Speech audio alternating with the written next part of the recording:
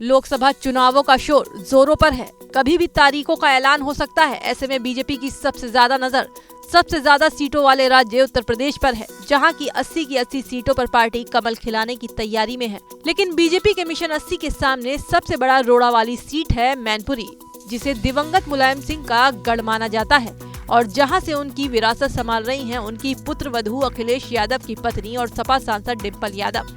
BJP के लिए मैनपुरी एक बड़ी चुनौती है, क्योंकि 1951 से मैनपुरी में हुए 16 लोकसभा चुनावों में अभी तक बीजेपी का खाता नहीं खुला है। हालांकि कांग्रेस शुरुआती चुनावों में 5 बार यहां से जीत चुकी है, लेकिन 90 के दशक में मुलायम सिंह यादव की एंट्री के बाद से ये सीट पर सिर्फ और सिर्फ साइकिल ने ही दौड़ लगाई है। करीब 3 दशकों से इस सीट पर समाजवादी पार्टी का ही कब्जा है।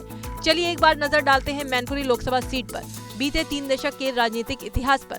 मुलायम सिंह यादव ने 1992 में समाजवादी पार्टी बनाई। 1996 के लोकसभा चुनाव में मुलायम सिंह यादव ने मैनपुरी से चुनाव लड़ा और जीता। वहीं 1998 और 1999 के लोकसभा चुनाव में सपा के ही बलराम सिंह यादव सांसद चुने गए। फिर 2004 के लोकसभा चुनाव में फिर सपा के मुलायम सिंह यादव जीते, लेकिन मुख्यमंत्री बनने के बाद उन्होंने इस्तीफा दे दिया। 2004 में कराए गए उपचुनाव में उनके भतीजे धर्मेंद्र यादव मैनपुरी से सांसद चुने गए, जिसके बाद 2009 और 2014 के लोकसभा चुनाव में फिर मुलायम सिंह यादव मैनपुरी से सपा के टिकट पर सांसद बने। 2014 में मुलायम सिंह यादव आजमगढ़ और मैनपुरी दोनों जगह से जीते थे। बाद में उन्होंने मैनपुरी लोकसभा सीट से इस्तीफा दे दिया। 2014 में हुए उपचुनाव में मुलायम सिंह यादव के परिवार के तेज प्रताप यादव सपा के टिकट पर सांसद चुने गए। 2019 में एक बार फिर मुलायम यहां के सांसद बने और उनके निधन के बाद 2022 में बहू डिम्पल यादव ने चुनाव लड़ा और सांसद चुनी गई। इन नामों पर गौर करें तो या तो मुलायम सिंह यादव यहां से जीते या तो उनके परिवार का कोई सदस्य इस सीट से जीता है। यानी मैनपुरी पर 3 दशकों से यादव परिवार का ही राज है। बता दें कि मैनपुरी में यादव मतदाताओं का ही वर्चस्व है। चलिए एक नजर डालते हैं मैनपुरी लोकसभा सीट के जातीय समीकरण पर।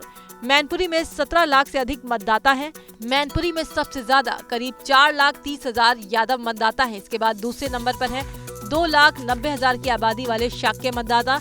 वहीं दलित जातियों के वोट भी करीब 1,80,000 हैं। 2 लाख से अधिक क्षत्रिय और 1,20,000 से अधिक ब्राह्मण वोटों की भी संख्या है।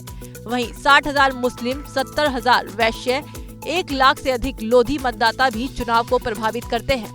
जातीय समीकरण और राजनीतिक इतिहास तो फिलहाल समाजवादी पार्टी के ही पक्ष में दिखता नजर आ रहा है।